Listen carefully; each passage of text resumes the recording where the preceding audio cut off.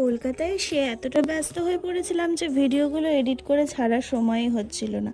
যাকগে, প্রথম দিন এসেই বোনের রুমে উঠে একটু ফ্রেশ হয়ে নিয়েই সকাল সকাল একটু বোনের হাতের ম্যাগি খেয়ে নিয়ে তারপরে একটা বিন্দাস দুজনে মিলে ঘুম দিলাম। ঘুম থেকে উঠে দুপুরের খাবার খেয়ে নিয়ে সন্ধ্যাবেলা বেরিয়ে পড়লাম একটু এদিক ওদিক ঘুরতে।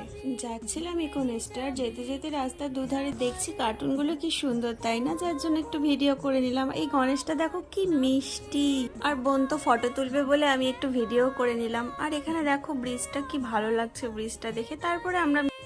তারপর আমরা আসার পথে মিয়ামারি থেকে কিছু খাবার নিয়ে খেয়ে নিয়ে ইকোনেস্টে ঢুকলাম।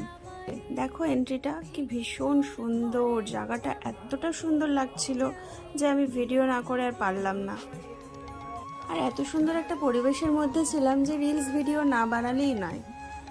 জায়গাটা এতটা সুন্দর, এত সুন্দর, এখানে আর্ট করা ছিল। আর এই জলটা দেখে তো কি